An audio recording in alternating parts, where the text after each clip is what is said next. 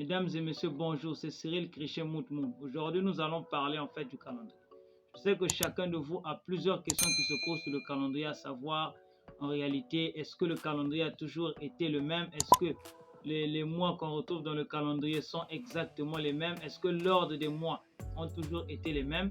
Aujourd'hui, en fait, nous allons répondre à toutes ces questions. Donc, sans plus tarder, on est parti, mesdames et messieurs, pour voir de quoi était en fait fait le calendrier, quelle est l'histoire du calendrier. On est parti.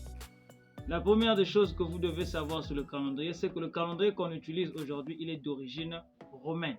Ce sont les Romains qui ont en fait mis en place le calendrier que nous utilisons aujourd'hui et les anciens calendriers qui ont existé. Donc au départ, les Romains ont utilisé un calendrier qu'on appelait le calendrier romulin ou le calendrier de Romulus. Mais c'est qui Romulus? Romulus, c'est le fondateur de la Rome antique. Donc Romulus, selon la légende, il avait un frère jumeau qu'on appelait Rémus. Il va assassiner son frère et après ce crime-là, il va mettre en place la Rome antique. Donc c'est lui qui va mettre en place le royaume ou l'empire de la Rome antique. Donc à son honneur, on va mettre en place un calendrier en son nom. Et ce calendrier, c'est le calendrier de Romulus. Et ce calendrier, il avait 10 mois.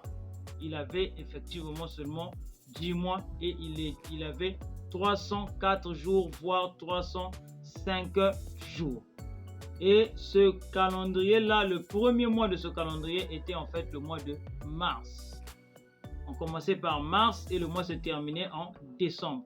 Mais pourquoi mars? Mars parce que c'est une divinité romaine. Donc c'est une déesse, c'est un dieu, le dieu de Mars, le dieu appelé Mars. Et il y avait donc le Mars en latin, qu'est-ce qu'on dit? On dit Martius. Martius du dieu Mars.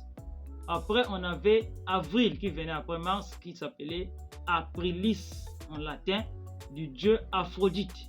Et ensuite, nous avons Meius, qui le mois de la déesse Meia.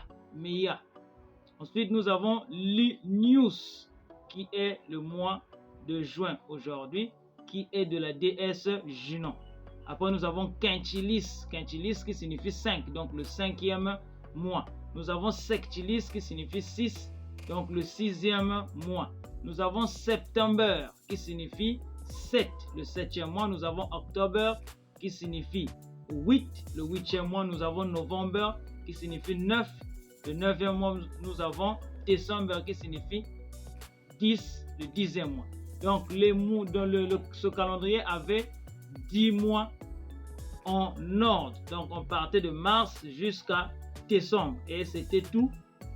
Ce calendrier avait une durée de 304 jours.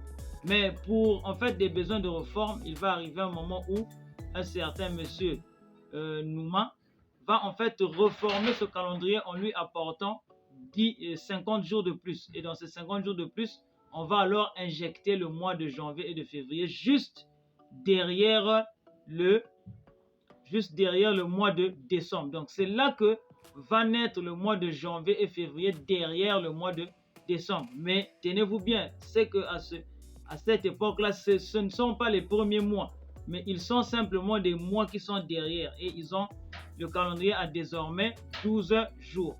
Pourquoi en fait on ajoute 50 jours? Parce que le calendrier romain à la base, il est lunaire.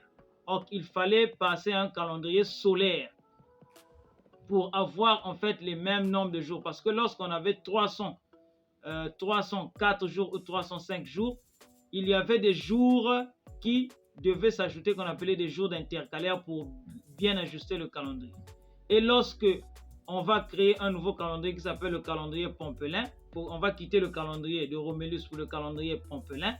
Le calendrier Pompelin, lui, va avoir 350 jours ou 355 jours. Seulement le calendrier de Pompelin va poser encore un autre problème. Dans un cycle de 8 ans, chaque 2 ans, il y avait un 13e mois qui s'ajoutait, qu'on appelait le mois intercalaire. Et ce mois-là durait 22 à 23 jours, ce qui ramenait le calendrier à 377 jours ou 378 jours. Donc cela créait encore quelque chose qui faisait que le calendrier devient de plus en plus lent. Et qu'est-ce qui va se passer? Après qu'ils aient en fait établi ce calendrier-là de 355 jours, il va arriver qu'à la tête de la Rome arrive un monsieur qu'on appelle Jules César. Nous le connaissons tous. Jules César va arriver en fait aux affaires et va en réalité exiger de reformer en fait le calendrier. Donc c'est Jules César, un général, consul, écrivain romain, qui va arriver au pouvoir et va dire le calendrier doit être encore révisé pour mieux l'ajuster. Il va alors consulter un Égyptien qu'on appelle Sosygène. Sosygène va l'aider en fait à faire en sorte que le calendrier devienne solaire. Et il va en fait créer un calendrier de 365 jours basé sur 12 mois. Mais ça ne veut pas dire que le mois de janvier devient le premier mois. Non, mars restait toujours le premier mois et les janvier et février venaient en arrière. Et pour ce que Jules César avait fait, il va demander qu'en son honneur soit érigé un mois spécial pour lui. On va alors prendre le 5e mois qui s'appelait Quintilis. On va le nommer juillet. Juillet en mémoire de Jules César. Donc c'est pour ça que vous avez un mois comme juillet dans le calendrier qui en réalité, lorsque vous regardez l'ordre des chiffres qui n'a pas de sens, lorsque vous regardez vous-même le nom, vous vous demandez d'où ça vient, c'est ni en rapport avec un dieu, ni en rapport en fait avec un nombre. Donc on va placer le mois de juillet dans le calendrier. Et c'est en honneur de Jules César. Mais pourquoi? En fait, en réalité, Jules César, c'est quelqu'un qui se prenait pour un dieu. Donc, il devait avoir une journée où il était célébré. Si vous allez sur Google, vous allez remarquer qu'on vous dit qu'il est né entre le 12 et le 13 juillet. Donc, ça signifie que c'est assez facile de prendre le mois de juillet et de lui donner en honneur. En réalité, ça, c'est une invention. Il fallait qu'il puisse en fait justifier cela en mettant sa date de naissance le 13 juillet. Donc, Jules César est celui qui crée un calendrier de 12 mois sur 365 jours grâce à l'aide de l'Égypte antique. Donc, par l'aide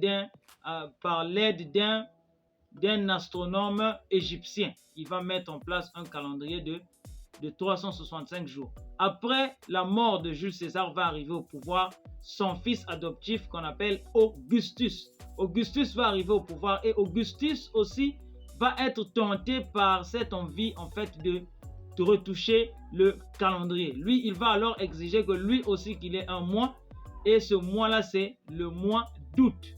Donc, le mois qui s'appelait Sectilis, qui était le 6e mois, Sectilis qui signifie 6, va désormais s'appeler août, c'est-à-dire Augustus de l'empereur romain, un empereur très puissant de la Rome antique. Mais pourquoi il le fait? Il le fait pour des besoins de célébration aussi, des besoins d'honneur, des besoins en fait religieux, parce que c'est des gens qui étaient considérés comme des dieux et les Romains les célébraient effectivement comme des dieux. Donc il va en fait exiger ça, mais seulement ce qui va se passer, c'est que c'est quoi? Lorsque vous poursuivez le calendrier, sur le calendrier de 10 mois, les mois avaient 30 ou 31 jours.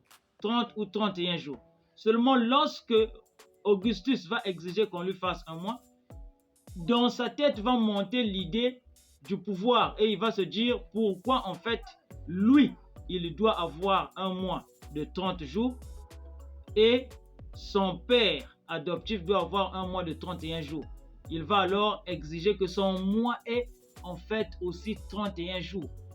Ce qui va créer un problème entre lui et en fait la papauté.